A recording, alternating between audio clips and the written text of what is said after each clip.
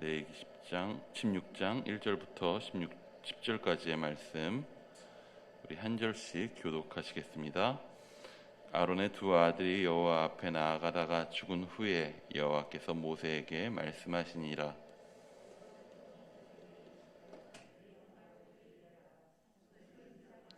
법궤 위 속죄소 앞에 아무 때나 들어오지 말라. 그리하여 죽지 않도록 하라. 이는 내가 구름 가운데에서 속죄소 위에 나타남이니라.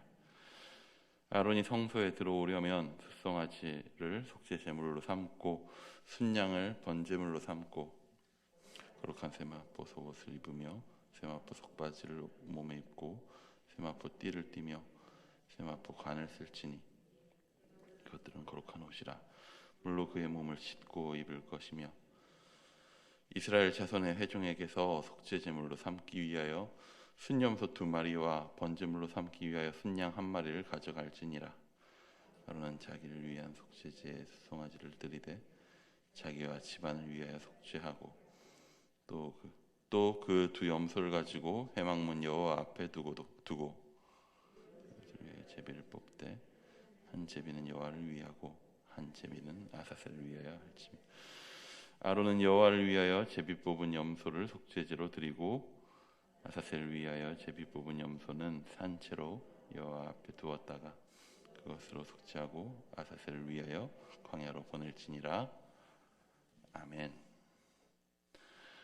레위기 16장은 레위기 전체의 중심이 될 법한 중요한 내용을 다루고 있습니다.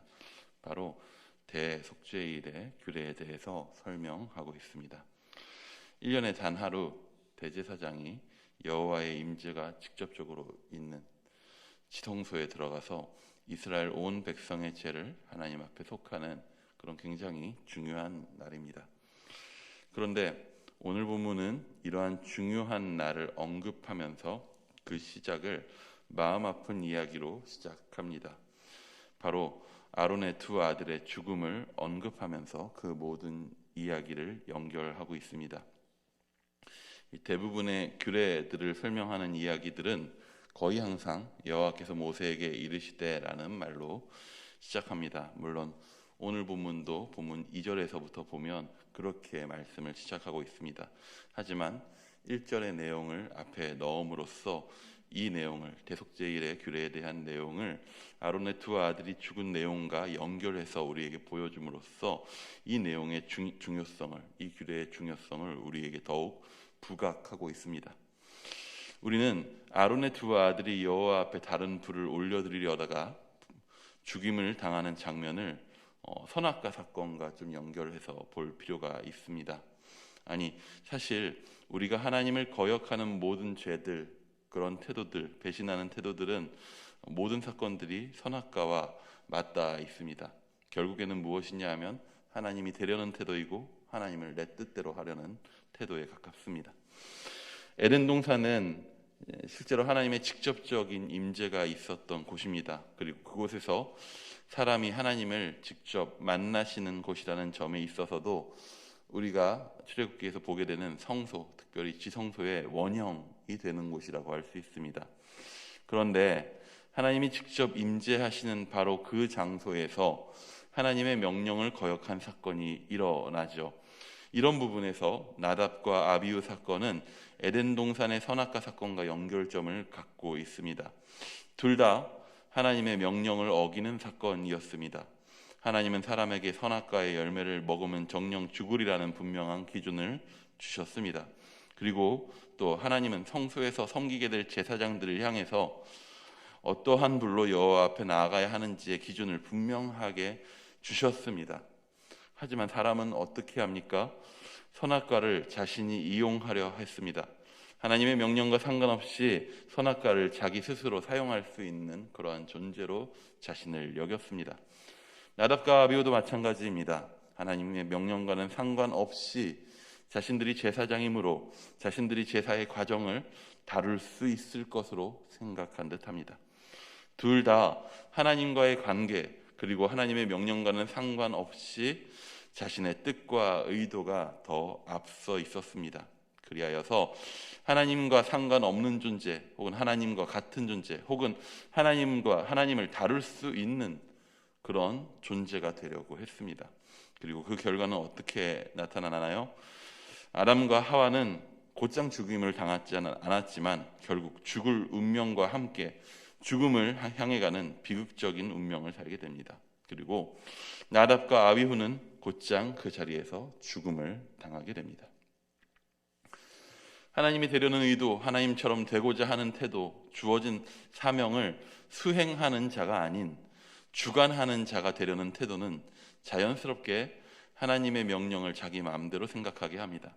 나답과 아비후가 자신들에게 주어진 제사장의 책무를 마치 자신들로부터 비롯된 것, 자신의 것으로 생각하고, 그래서 자기의 뜻대로 하려는 순간 그들은 선악과를 범하는 행동을 하게 됩니다. 하나님은 속죄일이라고 하는 이스라엘의 한 해에 있어서 가장 중요하다고 할 수 있는 날에 대한 규례를 말씀하시면서 이런 안타까운 사건 뒤이어서 말씀하시는 이유가 무엇일까요? 이것은 속죄일을 지키고 주관해야 되는 대제사장 아론을 향한 엄중한 메시지입니다. 속죄일은 지성소에 들어가는 날입니다. 여호와의 임재가 직접적으로 있고 그와 직접적으로 대면해야 하는, 하나님의 임재 앞에 대면해야 하는 날입니다. 죄인인 인간은 그 앞에 설 수 없습니다. 하지만 아론은 그 앞에 나아가야 합니다. 평소의 제사에 있어서도 나답과 아비후의 행동 및 그런 행동의 바탕이 되는 그런 태도들은 너무나 위험한 행동들입니다. 하물며 이스라엘 온 민족의 죄를 속하는 날이자 이스라엘을 향한 하나님의 용서의 마음을 온 백성에게 드러내는 날에는 더더욱 그렇습니다. 속죄일은 죄인된 이스라엘이 하나님 앞에 나아가는 날입니다. 여러분, 그날의 주인공은 누구입니까? 그날의 주인공은 하나님이십니다. 그 날을 만드신 분은 하나님이십니다. 그 날을 베푸신 분은 하나님이십니다.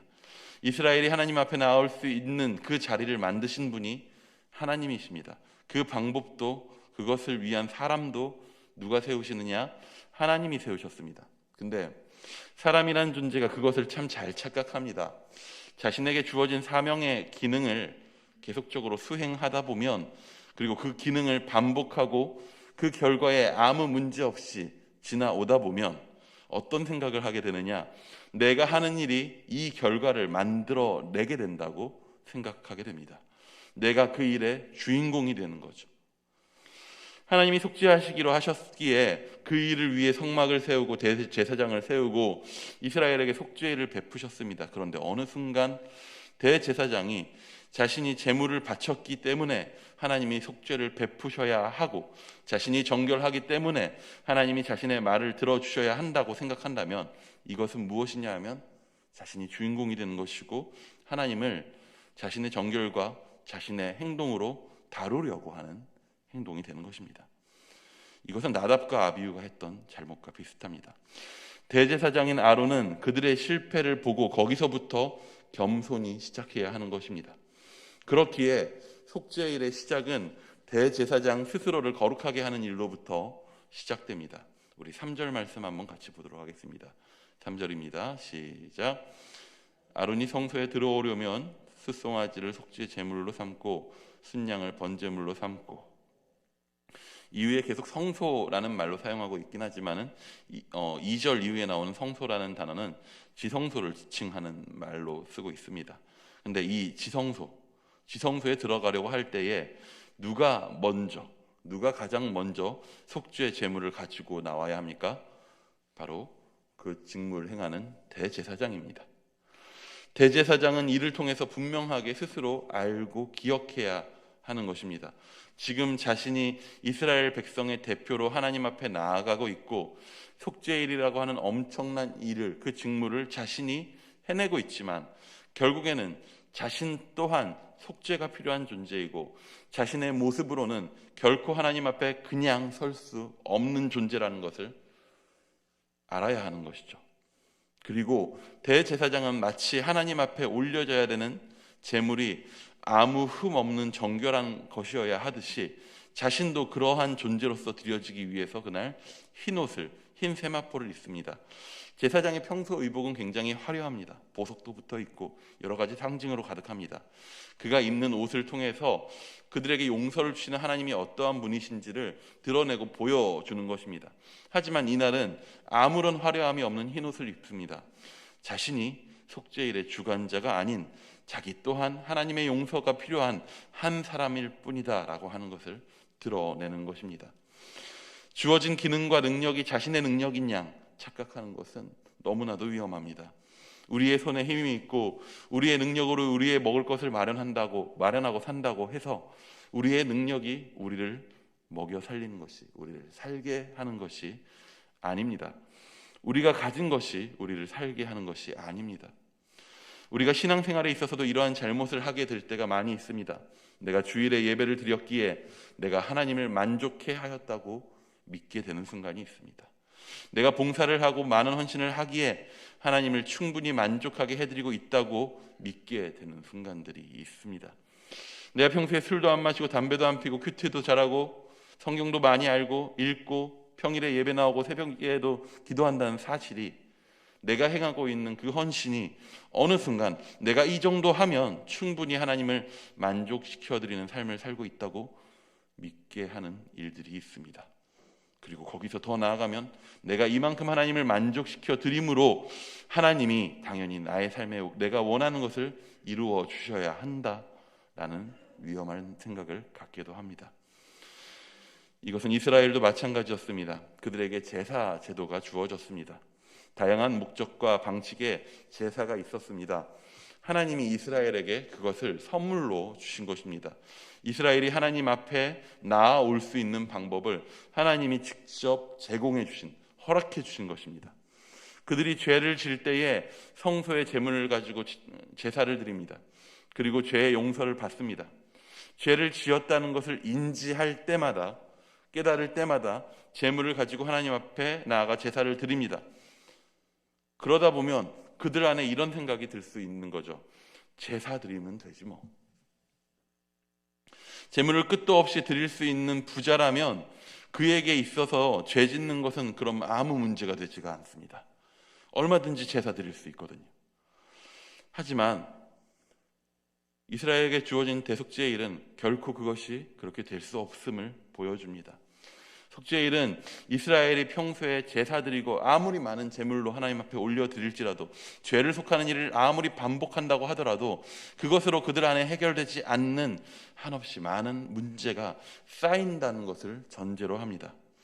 자신이 아무리 자신에 대해서 돌아보고 정결하려 한들 자신이 알지 못하는 수많은 문제가 쌓입니다.